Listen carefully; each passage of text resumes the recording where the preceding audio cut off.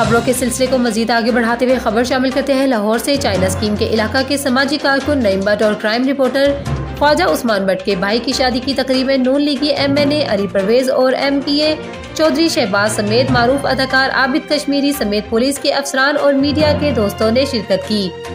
मजीद बता रहे हैं ख्वाजा उस्मान अपनी इस रिपोर्ट में।